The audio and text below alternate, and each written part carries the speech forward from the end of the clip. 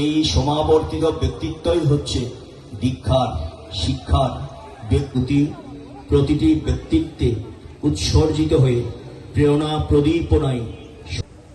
আমন্ত্রণ জানাচ্ছি দর্পণ টিভি 24 থেকে। পাবনায় শ্রী শ্রী ঠাকুর অনুকূল চন্দ্রের 138তম আবির্ভাব দিবস পালন।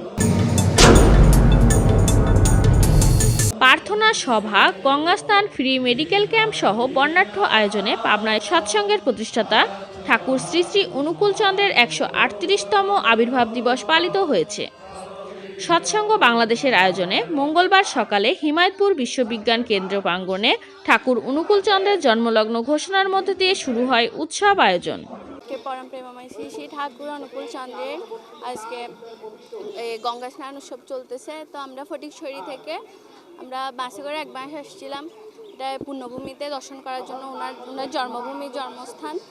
তো এখানে আমরা দর্শন করতে আসছি যে আমাদের মানে বিশ্বাস উনি আমাদের ওনাকে মানে স্মরণ করলে আমাদের সব দুঃখ কষ্ট মানে চলে যায় এটা আর কি। পরে প্রতীকী গঙ্গাস্নান শেষে শহরের পাথরতলা ঠাকুরবাড়িতে বেদ মাঙ্গলিক অনুষ্ঠানে অংশ নেন ভক্তরা। ঠাকুর এসেছিলেন সবাইকে একই সূত্রে প্রেম সূত্রে বাঁধার জন্য।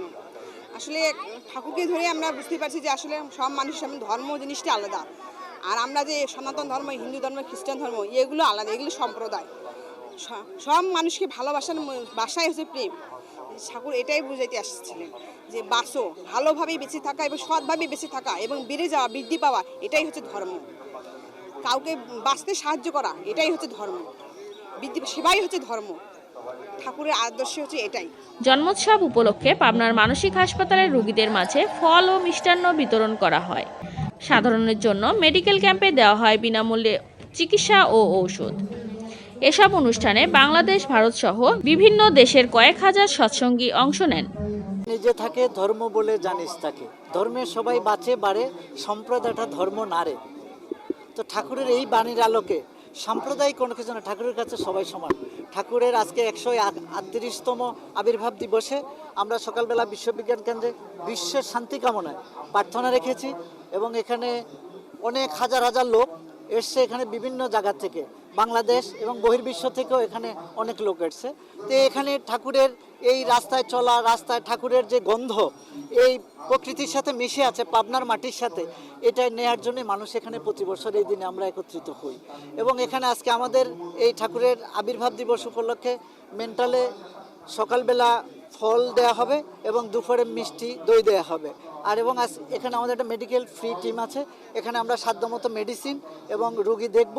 এটা সন্ধ্যা অবধি চলবে। আমরা বিভিন্ন সময় যেই সরকারে আসুক সবার কাছে আমরা আবেদন জানাই, নিবেদন রাখি যে এটা যদি সৎসঙ্গ বাংলাদেশের কে বুঝিয়ে দেয় তাহলে এখানে এই কোনো কিছুর আঁকড়া থাকবে না, আর এখানে নেশামুক্ত থাকবে এবং এটা একটা এখানে মানুষ মাথা নত করতে আসবে। এখানে এগুলো হবে কেন?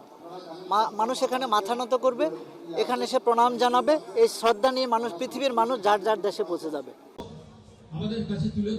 138 বছর আগে মহাপুরুষ শ্রী শ্রী ঠাকুর অনুকূল চন্দ্র পাবনার হিমায়তপুরে জন্মগ্রহণ করেন।